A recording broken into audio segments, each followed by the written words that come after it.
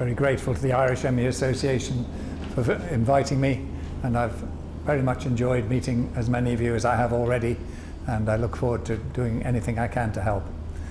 This is far too long a session for people who might be suffering from ME, and I want it to be relaxed, two-way.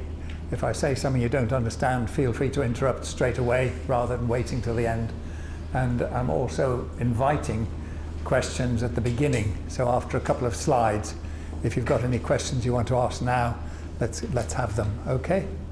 I always start with a nice story about a doctor's son in Australia who developed ME some years ago, and being a doctor's son, he was taken around all the top ME doctors in Australia. And at the end of a year, they said, gosh, you must have found out a lot having seen all these clever doctors. And in the way that you hear truth from children, he said, well, not much. They don't understand it, but I've noticed one thing about it. It invokes an acute psychological disturbance in doctors confronted with it. And I think that's still true. I've got a friend who I suggested that she might have ME, and she suggested it to her GP, and she said the GP's face went white. And so if God wants to make doctors mad, he confronts them with ME. If that fails, God comes back and tries to confront them with severe ME, and that usually works. So I'll try and cover this. I probably won't cover all of it. I'll say a bit personal, just about my own experience. Say a bit about the biopsychosocial model, and you'll be glad to know that this is dead and buried. The NICE guidelines in England have finally put the nail in the coffin, and we can start telling any doctor who talks rubbish that they're out of date. Okay? Say a bit about how to get the best out of your doctor. It can be difficult. A bit about the ideal management. But sometimes we learn more from bad examples, so let's talk a bit about some bad examples. I'll say a bit about the horrid experience of families, innocent families with ME children being persecuted by the very professionals who should be defending them. More topically, the overlap with long COVID, and the challenge of the very severe case. I'll say a bit about NICE guidelines and how to use them on your behalf. Say a bit about immunoglobulin, other treatments, challenge of the severe case, and something about a little survey I did in North Durham. So if any questions at the moment, you're very welcome to ask them now. Yes, the lady in the mask. Hello, just a pleasure saying I'm sorry. I have mild chronic fatigue syndrome with my own actually diagnosis. I am struggling to get a diagnosis, and I was wondering if you have any guidelines on how to do that in Ireland. Very good. It has taken me like 3.5 years, and I'm nowhere. Yeah. You heard the question was, I'm struggling to get a diagnosis for 3 years. Nearly all the people I've seen in the last 2 days have been in the same situation. They've all been children. You're obviously in the field of adult medicine. I will cover that a little bit, but I think probably the two things I would say is I wish we could abolish the term chronic fatigue syndrome, because it's a very vague term that doctors hide behind, and their letters just admit that the patient's got fatigue, but they don't give you a proper diagnosis at the top of the letter. And the nice thing about NICE guidelines is instead of being CFS ME, which it was in 2007, they've called it ME-CFS. So ME is a perfectly respectable term medically. And I've taken a vow that I never use the word CFS, and maybe the charity should consider changing their name to the Irish ME Association. Don't know if that's allowed. Need an act of parliament probably. Good question, and sympathies. But you can use NICE guidelines, actually give very simple, clear guidance as to how a 10-year-old Boy Scout can diagnose ME with 4 main symptoms, and you just wave that at doctors till they're blue in the face. Any other questions? Yes? Is there a light at the end of the tunnel? Is there a hope? Is there anything positive for people? You're talking scientifically, in terms of scientific advance, or political advance as well. Firstly, in terms of the controversy and the battle with the psychiatrists and the people of that term, NICE guidelines are light at the end of the tunnel. Get to know them, use them. They're very good even on the treatment of the severe case. They've got really good stuff in. Dr. Weir, who was here last year, was on the panel that produced them. And the opposition screamed blue murder about the NICE guidelines and tried to get them stopped. So they're that good. So that's good politically. I'll touch on treatments and things. I think long COVID is a slightly good news for ME because the politicians have had to face up to it all of a sudden because there's so many people, 2 million people with it in England, high on sickness absence and school absence, and they are throwing money at research into long COVID ME, and that may well produce some results. The problem is getting an appointment to be with a long COVID clinic is the problem. Yes, yeah. That is the problem. Naturally, I sympathise.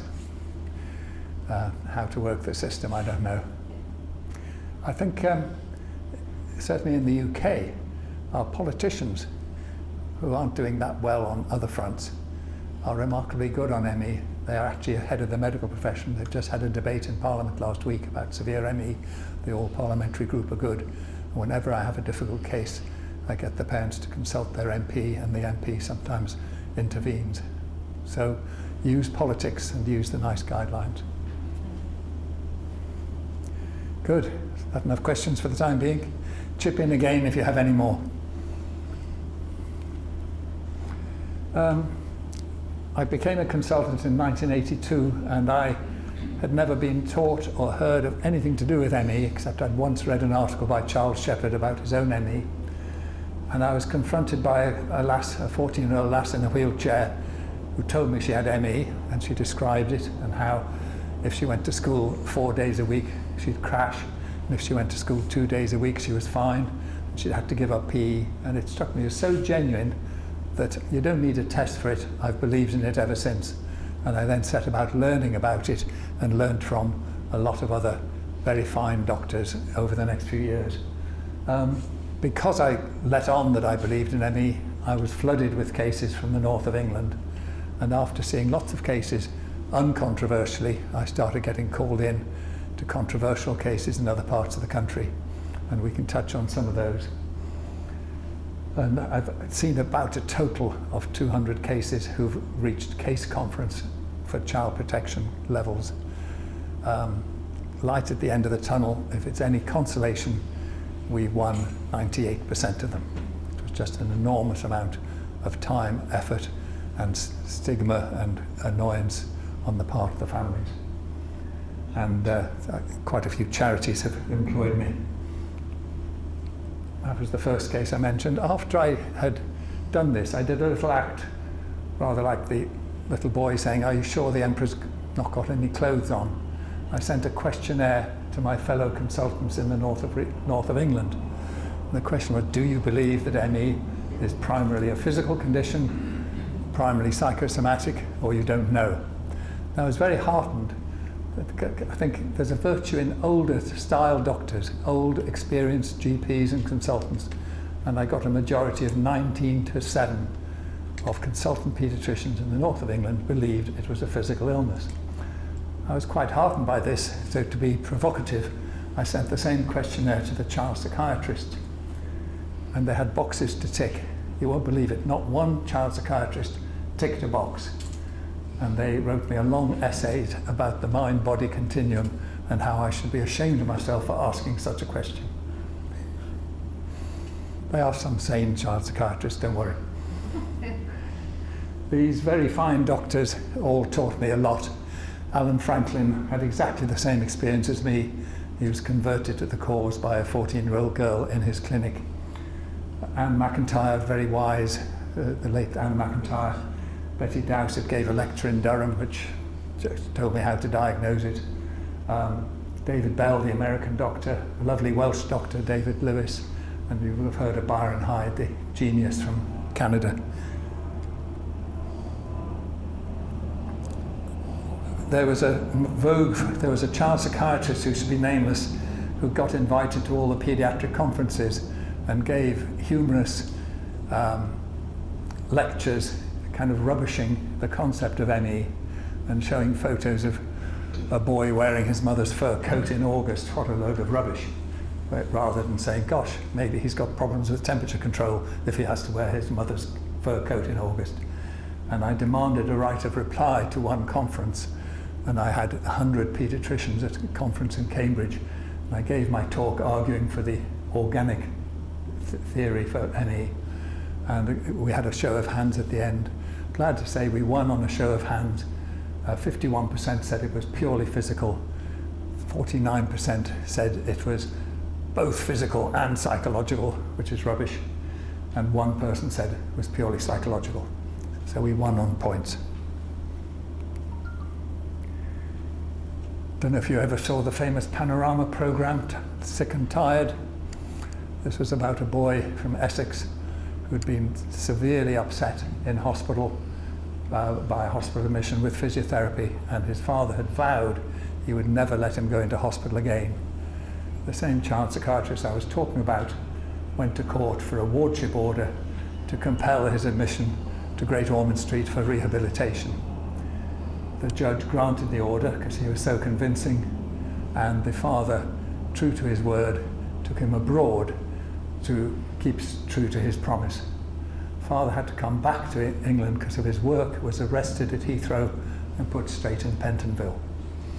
The judge continued the order and said that anyone who publicised the case would be subject to a jail sentence and or sequestration of assets. That boy was saved by the Countess of Mar, who wrote to the Attorney General, and the judge decided to de-ward him and allow him home. But I always remember that boy because I went to see him at home, and he was so scared of professionals that he didn't trust me, even though I'd been told I was nice, and he was scared every time the door opened because he thought it was social workers and police coming for him. I eventually got talking to him.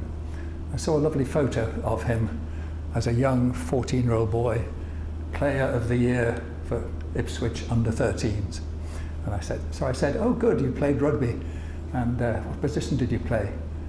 And he had no clue of what rugby was, or that he used to play rugby.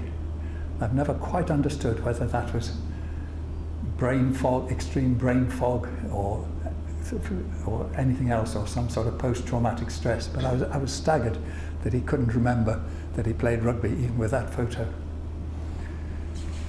Have you heard of the Isle of Man case? How many people have heard of the Isle of Man case?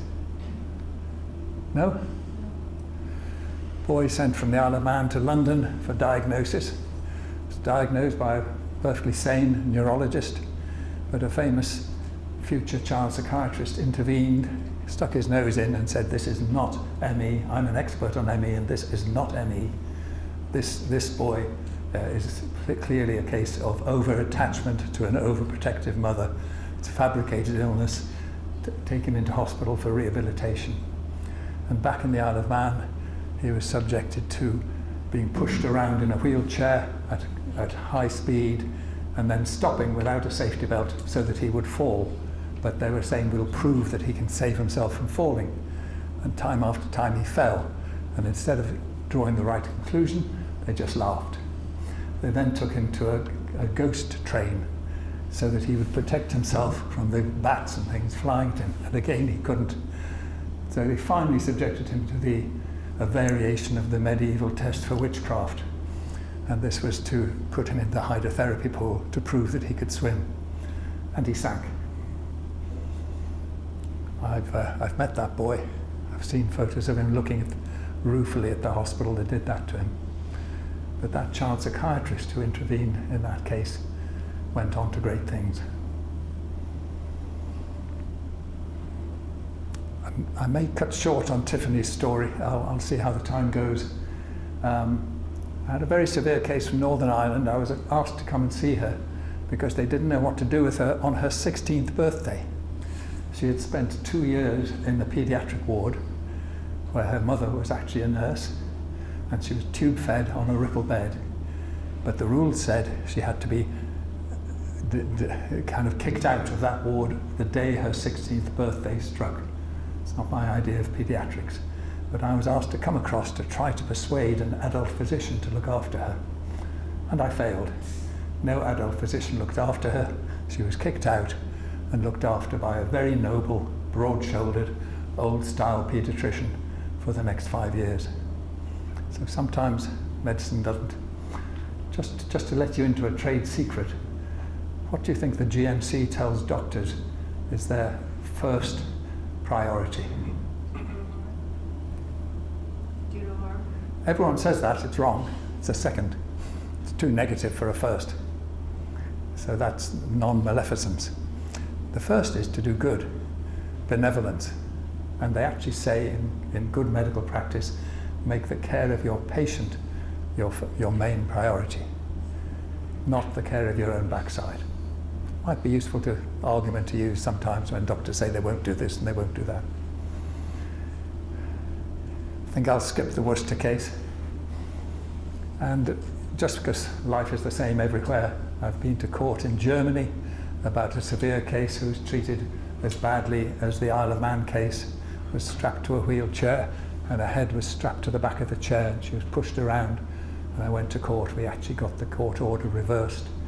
I've just had a successful case in Norway with the help of 2 Norwegian paediatricians. 2 boys were in foster care for 4 years because the social worker said mother had fabricated it. They're now happily at home. I've been to a straightforward case in Holland, and currently there's one in France because they can't find one paediatrician in France who will agree to diagnose a child under the age of 12. So I had to diagnose her, but the judge still won't listen to me. And the mother's under threat of foster care. And I think one of the biggest problems for doctors with ME is the fact we don't have a treatment. But I always find it's easier to admit that at the beginning and accept it and then say, well, let's see what we can do to help. And as you know, there's lots that you can do to help and support people. And I always worry about the people who say they've got a treatment. We have ways and means of making you get better. And this brings us back to the graded exercise, biopsychosocial thing. And if you think your unit has a treatment and they don't get better, you turn nasty because it's their fault or the mother's fault. And we'll talk a bit more about Munchausen by syndrome by proxy and FII. And if they get worse, there's a thing called pervasive refusal syndrome, which is a purely psychiatric condition, which people sometimes mistake for severe ME, or mistake instead of severe ME.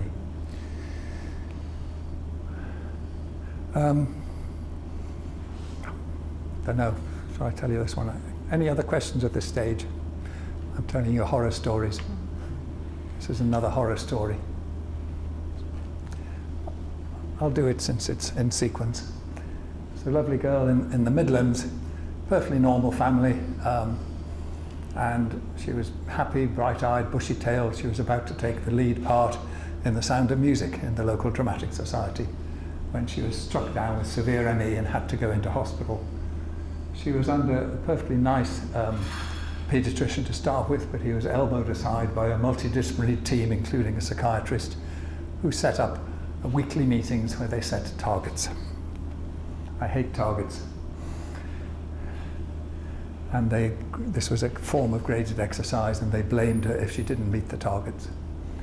The mother used to find her, would object to the vigor of the physiotherapy she was receiving, and therefore she was accused of interfering in the treatment, so she was excluded until after visiting time at 4 o'clock, by which time and the nurses would put the food out of reach and she'd be crying, and then the mother would come and the girl would burst into tears and the nurse would write down, Tiffany was perfectly happy till her mother came, and then she burst into tears and mother drew the curtains around her. Okay. And she got worse, so mother was blamed, and she continued to get worse even when they stopped mother interfering. And the nice paediatrician said, well, actually, we're not doing anything for you, you can take her home. So she took her home, but the nurse said, could you just sign that? And the GP took over. She came and insisted on a long, very serious lady doctor, long talk with And poor Tiffany was absolutely knackered and didn't want to talk, and she kept crying and crying. And the doctor then referred her back to social services, who immediately diagnosed Munchausen by proxy, and the police came, arrested her, took her to hospital. And there she was, had restricted access by mother, because that was a Munchausen mother, and was threatened that her mother's visits would be stopped altogether because she cried when mother visited. And I was called in by the guardian at Lytton. Most kids have a guardian appointed by the court. And when I came to see her, she was tearful, she had food dribbling down her mouth, and she was totally defeated and resigned to going into foster care. And I said, one of my dodges with teenagers and patients is to ask them 3 wishes if I was your fairy godmother.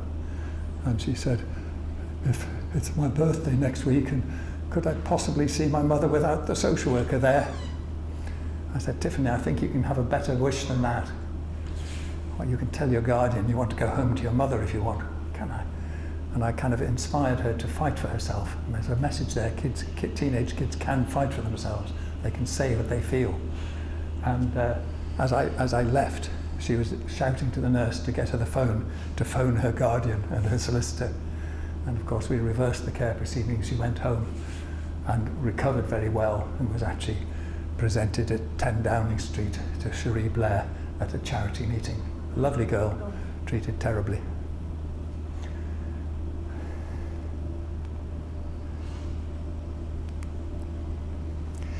Any further questions on that sort of case? Right.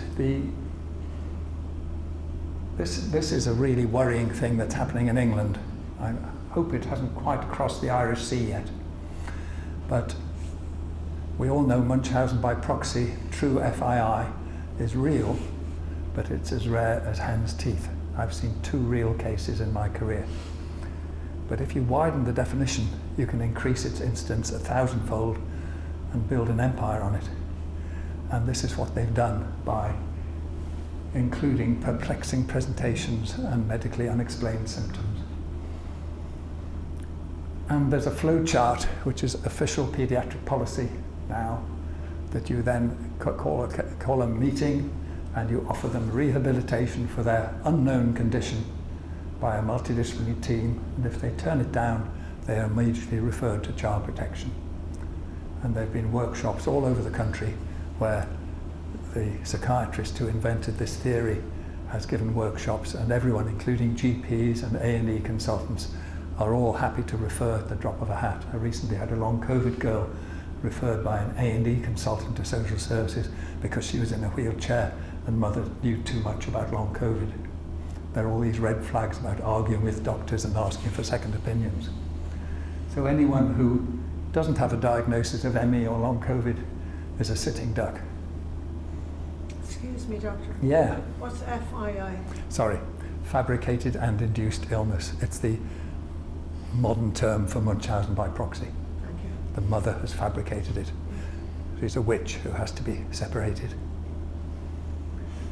And there's another condition, and this is very keen with neurologists. This is functional neurological disorder. And anything that doesn't quite fit into a recognized pattern has to be functional. I could tell you stories about that as well. And we just graded them as mild, moderate, severe. I might argue with how I divided those up, but it doesn't matter. And this was a third of them, 15 of the 49, who made full recoveries. And I think you'll see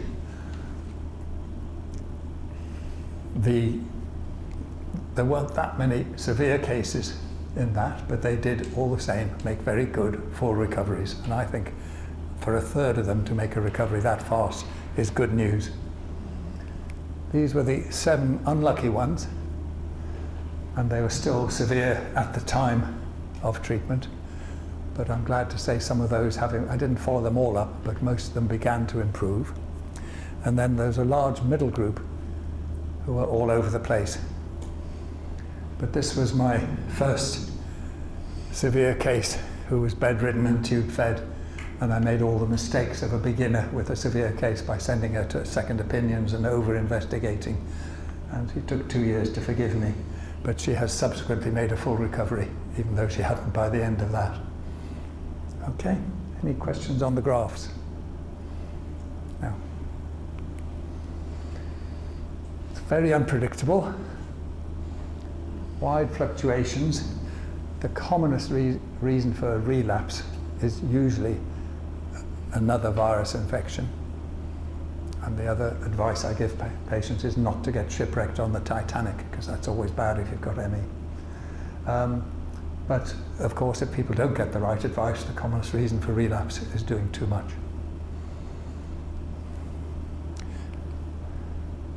So, the great Wilfred Osler, a great physician and teacher, said that there are 3 principles in medicine: diagnosis, diagnosis, and diagnosis. And in those days that was true. There wasn't much else they could offer. But we've kind of forgotten that, and we have doctors who write long essays with putting the fatigue in a paragraph, but not committing themselves to a diagnosis. Nearly all the cases I've seen the last 2 days are because the doctor won't commit himself. So you've got to say, what's your diagnosis, doctor? And once you've got a diagnosis, it's really valuable. It's the same with asthma. If you call it wheezy bronchitis, it's harder to get the ambulance to come out and say, oh, he's bad with asthma, right, we'll be there. Similarly, the diagnosis of ME is stronger, much stronger than CFS. Imagine being a little boy who's missed school for 2 years and he comes back and says, why have you been off? Oh, I've had chronic fatigue syndrome. He said, oh, you skiver, come on, pull the other leg. No, I've had ME. Oh, I've heard about that. That's real. Oh, I'm sorry. ME is much stronger in talking to head teachers. So the diagnosis leads to protection and sympathy. You won't believe it, but the GMC new guidelines to doctors has actually included instructions for doctors to be kind to patients. Isn't that nice? And there's lots of supportive things, especially children and adults with benefits and all that sort of thing, protection. Just going back to the kind of denial of doctors and the kind of silly things that they say. We don't believe in ME in this practice. Children don't get ME. Even if they do, he's too young to get ME. I saw a 9-year-old who'd been told he was too young to get ME. I had a lovely answer when I asked him his 3 wishes, because he was threatened with foster care because mother had given him some complementary medicine. He said, I wish that there were better judges and social workers who would look after children who were being abused, who needed protection, and leave families like us in peace. I thought it was nice. So I put it in my report for the judge. Don't like labeling cases. Labels are strong. Labels are a weapon for patients. Asthma, ADHD, autism. Everyone is relieved to get a diagnosis. Don't like making a diagnosis for which, well, I think he shouldn't have gone into medicine, because there are lots of things we can't treat, and you're still supposed to help people. But it makes doctors behave funnily. This was a famous professor in Edinburgh who actually edited the book, a pediatric textbook in which chronic fatigue syndrome was included in child psychiatry as the commonest psychosomatic disease of children. And this consultant said to this 6-year-old girl, highly intelligent 6-year-old girl, you can't have anything wrong with you as all your tests are normal. And the little girl said, perhaps I've got a condition for which you haven't yet invented the proper test. Switch out the mic, it keeps dropping. Oh, yeah, it's gone flat. Can you hear that? No, it's not switched on. Hello? Yep. Okay. Can you hear that? Yeah, it's low. No. It's not very loud. No. Needs new batteries, one of them.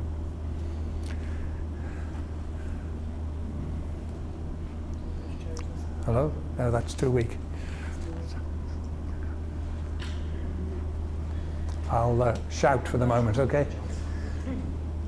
And listen to this last one. It's absolutely true. A friend of mine in Devon, a great advocate, announced to her new GP that she had ME. And he drew himself up to his full height and said, "Madam, I've been a doctor for 12 years, and I can assure you that if there was such a condition, I would surely have heard of it." And this brings us back to the fact with NICE guidelines, we have to drive home the fact that undergraduates and postgraduates have to be educated. The trouble with ME is there's not an ology for it. The adult ologists have all gone off into their things. Pediatrics has a kind of checkered career. But if someone can say something like that, and I just saw someone from the north today, and her consultant pediatric immunologist said there is no such thing as ME and there is no such thing as long COVID. Enough of that. Try that one again. I'll go out to reception and see if we can get something fixed. Hello? Oh yeah, that seems to be working.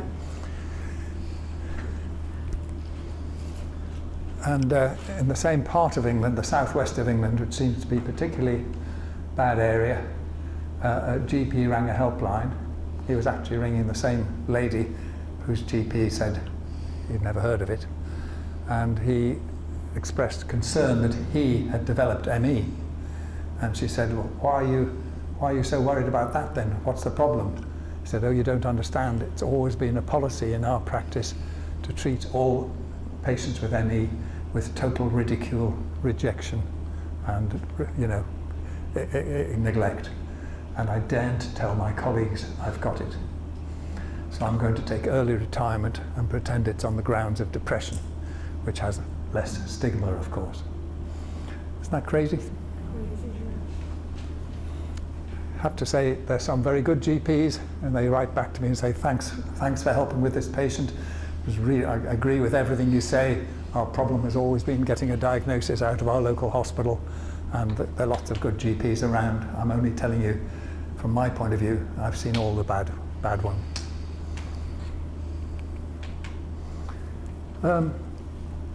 And the fact that some doctors seem to feel they need a test for something is crazy. There isn't a test for ME, and if you can't tell that a disease is real when you see an 11-year-old boy who's bright-eyed, bushy-tailed, loves football and goes to the Scouts and the swimming club 3 times a week, who crashes down out of the blue with no psychological explanation, that is real.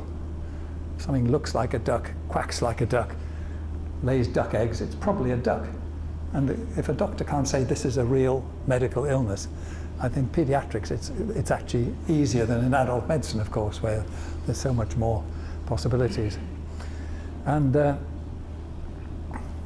I often diagnose remotely via Zoom consultations because the key thing is the history. The local doctors can do the examination, can do the blood tests, but if you can take a history, you can make the diagnosis. And I tried to teach junior doctors that taking a history, can you still hearing me? Not too well. Coming and going. Coming and going, yeah. The actual process of taking a history is good for the doctor-patient relationship. The patient can feel that the doctor is taking them seriously because he keeps asking, how about that and how about that? Oh, I see, it was like that. You recovered from all my horror stories? Sorry about them. I was talking about how the way in which the doctor takes the history is crucial, and it gains the patient's confidence in the doctor, and the doctor's more likely to get the right diagnosis. Time after time I'll see a child who's clearly got ME, who's seen several specialists, and they'd seen the neurologist and the rheumatologist, and they'd seen the neurologist for the headaches, they'd seen the rheumatologist for the muscle aches, and no one had asked them about the fatigue or the low energy levels. And I said, did you tell them how tired you are and about you? He said yes, but he wouldn't write it down. In other words, we squeeze patients into the patterns we want and ignore the bits that don't fit in. There's a famous Greek mythological robber called Procrustes, and it's nothing to do with procrastination. And a famous medical teacher, Maurice Papworth, said that one of the diagnostic crimes in medicine is the crime of Procrustes. Procrustes ran a bed and breakfast establishment, probably Airbnb, and he had a special bed on it. And when he invited his guests in, he'd put them on the bed. If they were too long for the bed, he lopped their feet off. If they were too short, he stretched them. And that's what doctors do with patients. So next time you're on a ward round, say, I think you're being a bit Procrustean there, sir.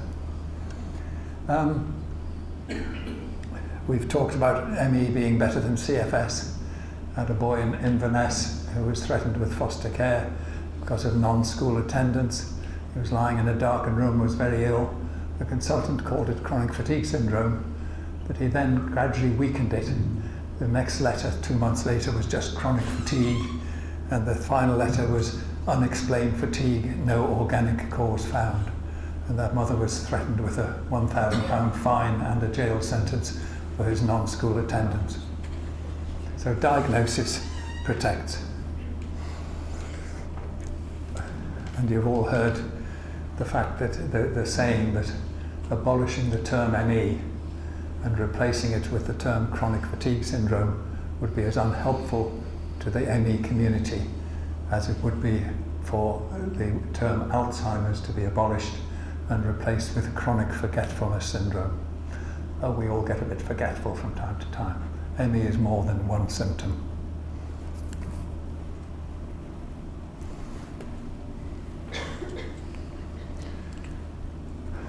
So we've said just taking the history is a form of validation. I've noticed quite a few people I've seen the last few days say, oh, thank God someone's given me a diagnosis at last. And then, although we don't have a cure, we can do all these things. And in children, there's lots you can do in support, especially negotiating with school and giving advice. In adults, there's lots you can do helping with benefits and putting people in touch with. The term ME leads to charities. The term chronic fatigue syndrome doesn't. I've mentioned immunoglobulin, I'll come back to it maybe, and advice, which is pacing. And sometimes one has to actually say, I'm sorry, you are doing too much. I once saw 12 patients in a weekend in Devon, and at the end of the weekend I saw that the advice I'd given to 11 out of 12 was that they were actually doing too much. It's very difficult for a school kid who can just about manage school 2 days a week or 3 half days, because every day is a decision. Can I make it? Can I not? And they err on the side of doing too much. And my motto, as you will have heard, is take 2 steps backward in order to be able to take 1 step forward. So I've said doctors now have to be kind to their patients. Sorry about the Anglo-centric stuff, talking about the the English GMC, but you can always quote them, say, oh, English doctors are told to be nice to their patients. And have any of you read the famous medical epic Cutting for Stone by Abraham Verghese? It's a real page turner, I recommend it. And he's a lovely, wise, fine clinician. He gave a lovely TED talk to Edinburgh medical students. And he was talking about nice personal medicine, continuity, and validating the patient experience and everything. And he ended up talking about what he called fatigue. He said he long ago found that these patients have such a story that he has to give each of them an hour to tell their story, and he'd bring them back next week to do the rest of the medical stuff. It's a lovely, gentle guy. I do recommend the book. So these are all things you know all about this, practical things a doctor can do. I'm frightened how many doctors in England now, which is still supposed to have an NHS, how many GPs charge £80 for a 2-week sick note for school. And in England, the pressure to force people to school when they're ill is monumental, and doctors need to get off the fence and give their patients the protection they deserve. The lady child psychiatrist who invented the new wider definition of FII. I went to one of her workshops and she says, I have a thing about wheelchairs. I didn't ask her what it was. And the term gives you, the term ME, an official diagnosis, is protective. And disbelief is not just from doctors and psychiatrists and social workers and teachers and peers at school. It can be relatives as well, ex-husbands.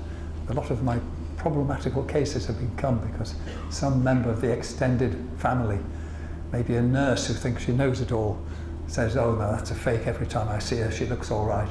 So disbelief from any source.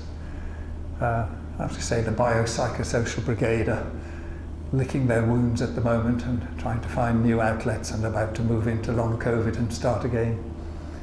And of course, kids, especially adolescents, have their own intrinsic pressures. How many kids say, yes, but I've got exams next month, I've got to do this, I've got to do that. It's very, very difficult. A little boy said to me, but surely nothing's more important than your education, Dr. Speight. I said, no, getting better from ME is more important than your education. And actually, if you've got brain fog, it's not much point having education because you've forgotten it next week. And the diagnosis protects you from FII and FND and from child protection referrals. So NICE has been fantastic, okay? It really is good. Dr. Weir and Mr. Tony Crouch, who's the social worker advocate for Times Trust and the 25% group, were both on the committee. And it was so good that 3 of the members resigned before it came out because they'd been told by their biopsychosocial people to resign.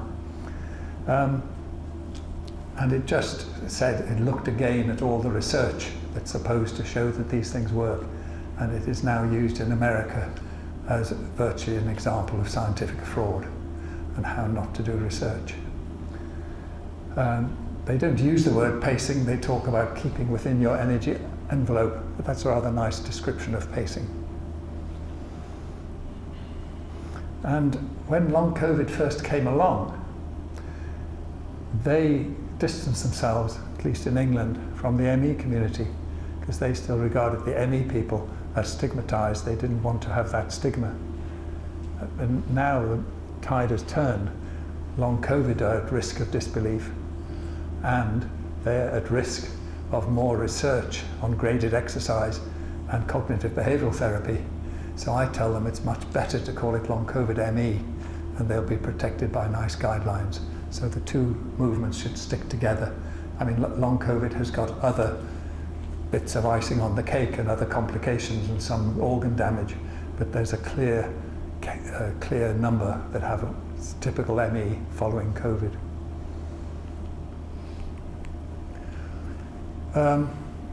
Any questions so far on all that? Yes? The immunoglobulin yes. For severe cases, is that accessible? And one very simple answer to that is no, and until we make a big fuss about it, it won't be. I have been touting it for the last 5-6 years or so, and in England I don't know anyone who's on it, except for one patient, and Dr. Bansal in Surrey has a patient on it. If you're doing it privately, you have to pay for it. It shouldn't be all that expensive, but yeah. You said that some people with ME have 100% recovery rate by being on that, is that right? Some of my young patients did miraculously on it, yes. And I'm hoping that we can reactivate the debate and firstly get it scientifically recognised, maybe have more trials on it.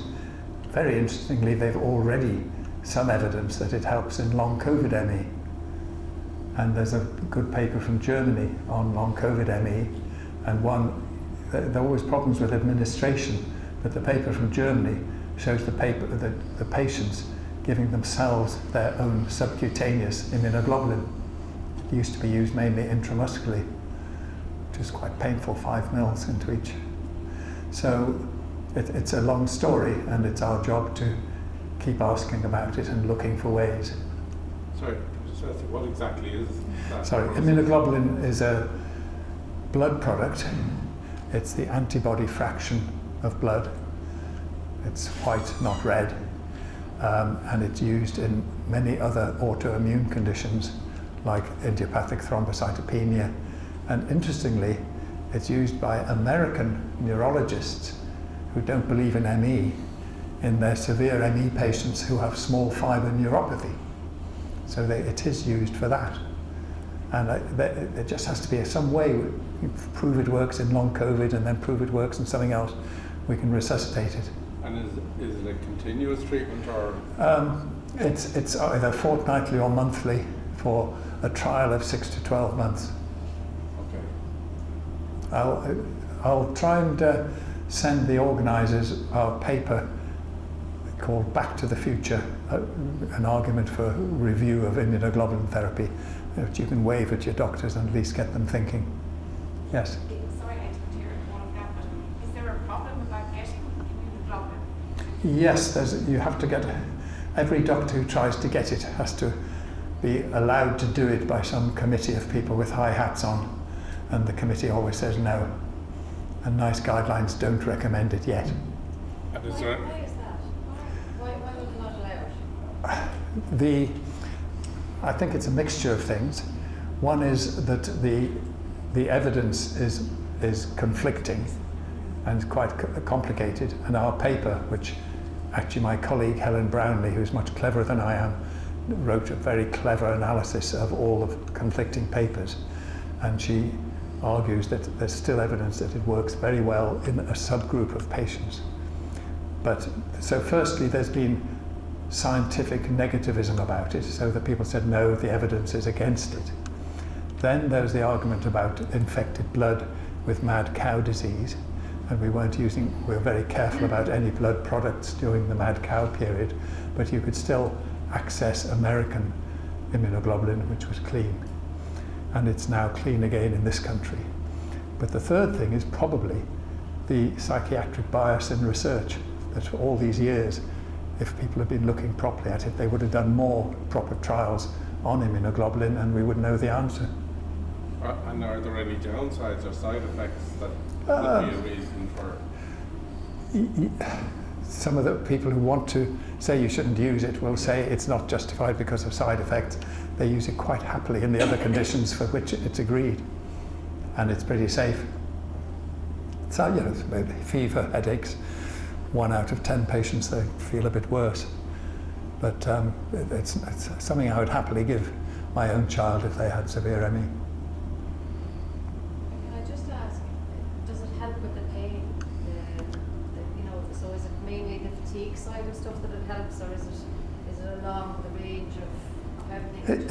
If it helps, and it doesn't always help, it helps with everything. It helps you to get better. Wish I had shares in immunoglobulin. I can see I've got a lot of bile. Because of blood product, is there any evidence any blood transfusion might help if it could be to do with blood? Not that I know of. Not that I know of, but you'd have to, you're thinking of accidentally because it contains the immunoglobulin, or for other reasons. You'd have to give a pint of blood a month to get enough immunoglobulin. Immunoglobulin is a concentrate from that fraction of the protein.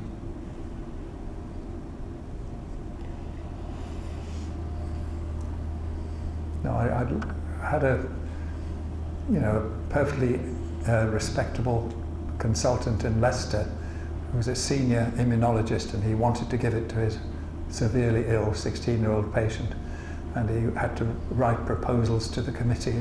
He jumped through every hoop, and it was still turned down by officials.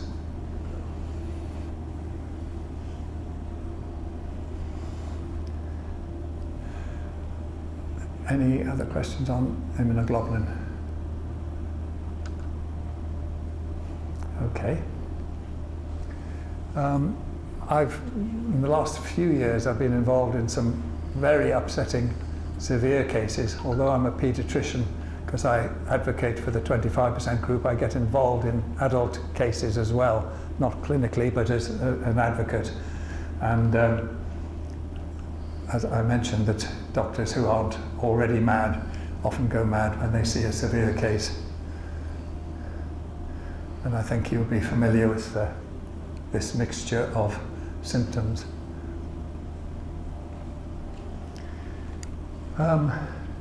And the mistakes that doctors make, because they haven't seen it before, is they can't believe that the patient can't feed and the patient's too weak to feed. And if they're child psychiatrists and they've seen teenagers lying, refusing to feed, they say, oh, it's an eating disorder. And there's a case we're involved in at the moment, which is very painful, where the psychiatrist came in, took one look at the girl and said, no, this is an eating disorder. And he immediately took a mental health section on the child, who was actually cooperating with tube feeding at the time. And she didn't think she was too fat, and she had nothing to do with anorexia nervosa. This is one of our worst horror cases. She was 14 when a paediatrician assured the top family court judge at the time that if she gave her a 6-month court order so that she could force her into hospital for physiotherapy, she'd have her back at school by next September. And the judge and the official solicitor believed her, even though Alan Franklin and I put in opposition things. She was made worse and worse and worse. She was already very bad. And after 6 months, the judge had to admit it had failed, and she sent her to me in Durham to save face rather than sending her home. And we had her in Durham for 6 months. There was one, 20 years later, she is still severely worse than ever. She spent the last 18 months in hospital and is on total parenteral nutrition due to gut failure. And no one will tell me that they didn't really harm that girl. But there was a beautiful thing where I tried to educate my lovely nurses in my local unit how to treat a case of severe ME. Because I usually would keep all my patients out of hospital at home with their mothers. And I explained all these things to her. I said, we have to take her because the judge has sent her. And I said, we do this and you do that. And you'll feel that the mother's getting in your way. You have to tolerate it. You have to do this. You have to do that. And this lovely nurse said, so you're really telling us that everything we've been taught in nursing is wrong for this condition. I think that's true of medicine as well. Do the tests, do the blood pressures, keep the observations going. No, throw the rule book out of the window and treat the child. So that's a very, very tragic case. And if I'm talking to doctors about seeing their first case of severe ME, don't panic. They do panic. You've got to realise it's frightening being a doctor, seeing someone you've never seen the same thing before and you think they're going to die. You're going to be blamed because you've missed something else.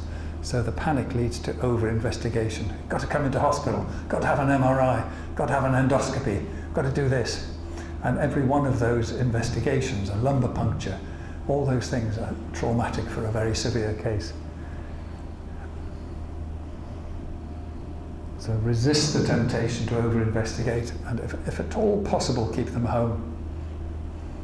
The last case I had, I avoided all those mistakes. I just brought her into hospital, got a second opinion from a friend, brought her right out again, and she was the most severe case ever, and I thought she was going to die. And I tried everything, and I tried immunoglobulin, I tried clarithromycin in case it was some atypical infection. And for 6 months she was not at all, she didn't improve at all. And I finally said it could be atypical Lyme disease.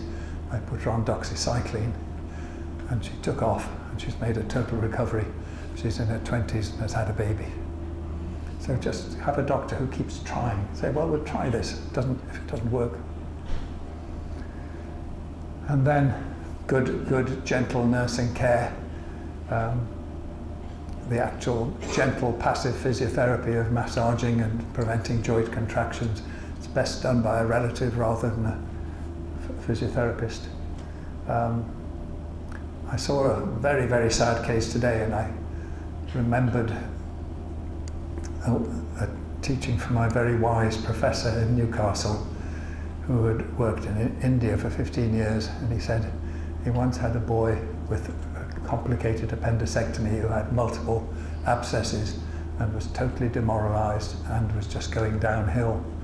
And we had a meeting about him, and we decided to appoint one special nurse who would be his nurse throughout his stay and would look after him all the time and mother him and do all those things. And I felt that that is what we should be doing for the patient I saw today. Try to give them some faith that someone understands them. And everyone bleats on about multidisciplinary teams. The trouble with multidisciplinary teams is that sometimes they come up with an answer which is the lowest common denominator, because they all said, "Oh, let's play safe and we'll do this and we'll do that." I prefer the idea that you have one doctor who carries the can and does the best. Coming back to glimmers of hope for treatment, we've mentioned immunoglobulin. And the Garth Nicholson, the American from Texas, had a son with Gulf War syndrome, and he spent the next 10 years researching it, and he came up with some very atypical organisms that can mimic or cause ME, and some of these organisms aren't true viruses. Some of them are half bacteria, like mycoplasma and Q fever and rickettsia and Lyme disease, and they respond to certain antibiotics. So if you're desperate, like I was with that last severe case who I put on doxycycline, try it. Lyme is a whole new, you do have Lyme disease in Ireland, do you? Yeah. It's going to become more common with global warming. Professor Montoya in California is a great believer in antivirals like acyclovir and ganciclovir, especially for those who've had glandular fever ME and herpes type viruses. And he gives it for 2 to 3 years, and it's safe and harmless and can do some good. Remember the false hope of rituximab from Norway? It was a lovely time, lovely doctors, Fluge and Meller did these research, and it really seemed to help. And then a big trial showed it didn't. But they're still working on it. And I know Øystein Fluge, last time I was in Norway, he said they're working on cyclophosphamide, which is a chemotherapeutic agent for cancer. And they're actually getting some results. And the beauty is, compared with rituximab and immunoglobulin things, it can be given at home. I haven't heard the latest from him on that, but there are people working on it. Then MCAS, you've heard of mast cell activation syndrome. That's the people who get a lot of abdominal pain and bloating and difficulty retaining food, and that can be helped as treatment for that. And I haven't actually used Abilify or aripiprazole, which is an antipsychotic, but it has some good reports. I've read a paper on it. I used to give a bit of Ritalin to some of my patients for their brain fog, and I justified it by saying they probably had ADHD before they developed ME, and it helped. I had a girl who slept through till 3 p.m. every day, but the home tutor came at 1 p.m. We woke her at midday and gave her some Ritalin, and she did fine. So just I think again, if there'd been more research, we would have an answer as to whether Ritalin is good for ME brain fog. Bumped into a colleague last week who said he'd just given clonidine to a patient who had a lot of dysautonomia and tachycardia and sympathetic things, and clonidine is a sympathetic blocker. And he said it changed her life. It made a big difference. So there are things we can do nibbling around the edges. One of my favourite dodges is to persuade myself that some of the headaches are migraine and to treat for migraine, and it can be very effective sometimes. Everyone puts the headaches down to the ME. And of course, good sleep management can be really crucial and can really help improvement.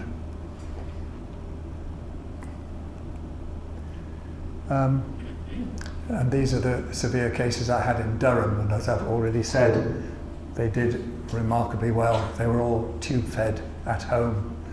We have terrible problems with adults needing tube feeding because the adult physicians use protocols saying that the patient has to be propped up at 45 degrees. And all of these patients can't tolerate, the severe cases can't tolerate being up. And these protocols are not designed for ME, they're designed for people with brain damaged patients in case they aspirate. And the thing I found after the first or second tube-fed cases is if someone is going downhill and the mother's just kind of struggling to get fluid and food into them all the time and it's taking all that energy, the more I looked at it, the sooner I would offer tube feeding, and usually everyone would be relieved and wish they'd started it sooner. So early recourse to tube feeding can be good. And the other thing about severe cases, I think they're the best proof you can have that it's a physical illness. Because if you have very, very severe ME, then surely if it was a psychological condition, you'd be able to find something. And in all these cases, there was nothing to find. Normal families, normal children, normal pre-morbid. I think we're doing well, near the end. I've been going fast. Yep, this is the third severe case I had. She presented with very, very severe pain in the back muscles. We didn't know what it was. Her mother was a nurse. We thought it was a kidney disease, this and that. And she was very, very severe, and she was my second case, I think. And she went home on immunoglobulin, and for a year she lay almost too painful to touch. Everything her mother did to her, she had to be very, very careful. So for a whole year she was terrible. And she had immunoglobulin, and she began to improve. And 3 years later, she was the bridesmaid at her sister's wedding. And there was a total recovery. I'm not saying, I don't want to fill you with false hopes about immunoglobulin, but that, you know, you can't hope for more total recoveries than that. Interestingly, another case very similar, David Bell had a nice saying, which is that adolescence is a time of identity formation. And if you're ill from the age of 11 to the age of 16, your identity is that of an invalid. And you can't form an identity, and you can't do all those things. Now, one of these girls, during her recovery, well into recovery, mother rang me in tears and said, "Oh, can you come and talk to us?" She's doing it. And, you know, she was testing the limits. She was staying out too late with her boyfriend, risking a relapse, and doing all the wrong things, and rebelling against her mother, who was being overprotective. And it was really just like a delayed adolescence rebellion on top of ME. And they both wept heartily and felt better. And after I'd given them some family therapy, they went home and lived happily ever after. So that's it. Thanks.